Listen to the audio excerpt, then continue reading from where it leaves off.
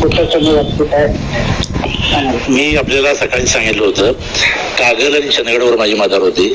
त्या दोन्ही ठिकाणी अनपेक्षित अशा पद्धतीचा फटका मला बसला आणि अनपेक्षित अशाच पद्धतीनं राधानगरी आणि करवीरमध्ये मोठं लीड आलं.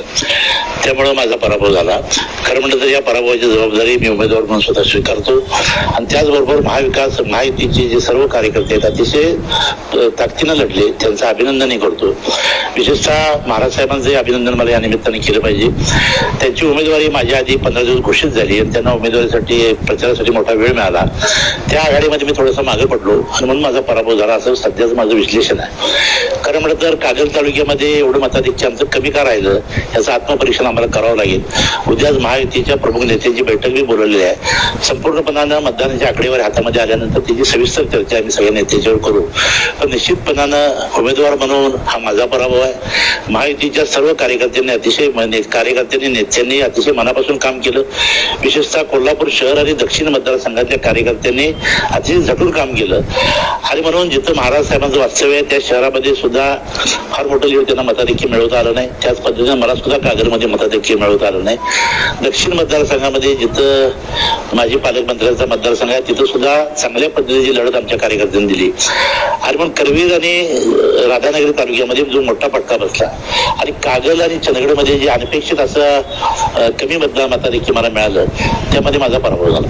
खरं तर कागलमध्ये विद्यमान पालकमंत्र्यांची मोठी ताकद आहे. समर्जित घाटगे देखील होते, चंद्रगड राजेश पाटील होते, तरी देखील येथे आपल्याला कमी लीड मिळाले असं तुम्ही म्हणताय. तो तुमचा स्वतःचा बालेकिल्ला आहे. म्हणूनच मी सांगितलं पराभव जवळजवळ मी स्वीकारतो. याचं कारण असं आहे की काय झालं याचं विश्लेषण करावं लागेल. उद्या नेते मंडळींच्यावर बसल्यानंतर याचं विश्लेषण अधिक सखोलपणानं होईल आणि मग आता प्रथमदर्शनी काय बोलणं बरोबर नाही. पण निश्चितपणानं तिथं मतं कमी पडली म्हणून एवढं मोठा मताधिक्य माझ्या विरोधात गेलं.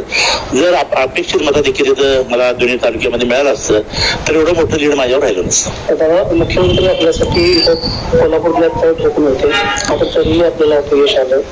नेमकं काय चुकलं माहिती? मुख्यमंत्र्यांनी अतिशय मनापासून इथं मुख्यमंत्री म्हणण्यापेक्षा एक कार्यकर्ता म्हणून इथं काम केलं. मुख्यमंत्र्यांच्या ताकदीमुळे जेवढ्या मोठ्या मताच्या मी येऊ शकलो त्याचं निश्चितपणानं मला अभिनंदन करायचं आहे. त्याचबरोबर सर्वच महायुतीचे जे नेते मंडळी येऊन गेले त्यांचंही मला आभार व्यक्त करायचा आहे. या सगळ्यांनी मोठी ताकद दिली.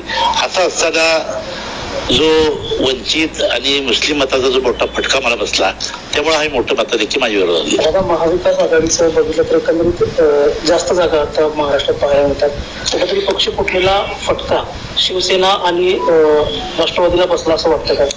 जरूर ज्या पद्धतीनं कोल्हापूर मतदारसंघाच्या पराभवाचं विश्लेषण उद्या आम्ही नेतेमंडळी करणार आहोत त्याच पद्धतीनं या सगळ्या निवडणुकीचा निकाल झाल्यानंतर महाराष्ट्रामध्ये मुख्यमंत्री साहेबांच्यावर बसून काय नेमकं घडले याचे विश्लेषण होईल आणि निश्चितपणानं हा फटका मोठाच आहे आणि हा फटका बसत असताना वातावरण जे होतं ते निश्चितपणानं महायुती निवडून येणार अशा पद्धतीचं होतं. पण या दलित आणि मुस्लिमांचा जो टक्का होता तो सगळा विरोधात गेला आणि याचा सुद्धा अभ्यास या निमित्तानं करावा लागेल. दादा, एक घरचा बेदी कोण आहे वाटतंय? कारण की सोशल मीडियामध्ये प्रचारानंतर मोठी व्हायरल पोस्ट होते की एक यम फुटला म्हणून. काय वाटतंय कोण घरचा बेदी? मी आता सांगितलं प्रथमदर्शनी कुठलं विश्लेषण मी केलेलं नाही. आता निवडणुकीचे आकडे मतांचे आकडे आलेले अजून सुद्धा निकाल पोस्टल मतं मोजायचे आहेत त्यामुळे आज मी त्या विषयावर कुठे बोलणार नाही. काय घडलं याचं विश्लेषण आम्ही उद्या सगळी बसून एकत्रपणानं करणार आहोत. जरी पराभव असला इकडे ह्या भागामध्ये कोल्हापूर मतदारसंघामध्ये पराभव होत असला तर भाजपमध्ये सकाळपासून पिछाडीवर असलेले लढत मिळाले मोठ्या मताधिक्याने आपण तिकडे विजयी झालेले आहेत. कार्यकर्त्यांचं जल्लोष म्हणजे एकीकडे शहीद दिवशी प्रयोजन अशा पद्धतीचं वातावरण कोल्हापूरमध्ये दिसून होते. धैर्यशील मानेच्या विजयाबद्दल काय सांगा? धैर्यशील मानेंचं अभिनंदन. आणि आता मगाशी आपण जे विचारलं होतं मुख्यमंत्री इथे येऊन थांबले होते. मुख्यमंत्र्यांनी ज्या जोडण्या लावल्या कदाचित माझ्या या ठिकाणी अपयश आलं असेल पण धैर्यशील मानेंच्या निमित्तानं त्यांनी केलेल्या जोडण्या यशस्वी झाल्या. धैर्यशील मानेंच्या विजयामध्ये राजेंद्र पाटील यड्रावकर साहेब असतील, विनय कोरे साहेब असतील आणि सर्वच महायुतीच्या सर्व घटक पक्षाने अतिशय ताकदीनं काम केलं. निसटता जरी विजय असला तरी या मोठ्या लाटेमध्ये हा विजय हा सामान्य नाही आणि धैर्यशील मानेंचं या निमित्तानं मी अभिनंदन करतो. नवीन खासदारांकडून आता काय अपेक्षा असतील? कोल्हापूरच्या विकासाचा काय? कोल्हापूरच्या विकासासाठी भरभरून असा निधी राज्य शासनाने यापूर्वी दिला. त्याचबरोबर केंद्र शासनाने सुद्धा नॅशनल हायवे पासून जे मोठमोठे रस्ते आहेत यासाठी मोठा निधी दिला होता. ही कामं 2 वर्षामध्ये आता पूर्ण होणार आहेत. या पुढच्या काळामध्ये सुद्धा उद्योजक असतील, सामान्य मध्यमवर्गीय असतील, यांच्या बरोबर रोजगाराचा जो प्रश्न आहे, विशेषतः मी जो 5 वर्षामध्ये हातामध्ये घेणार होतो, हा बेरोजगारीचा प्रश्न सोडण्यासाठी प्रयत्न करावेत अशी माझी इच्छा आहे आणि त्यांना माझ्या मनापासून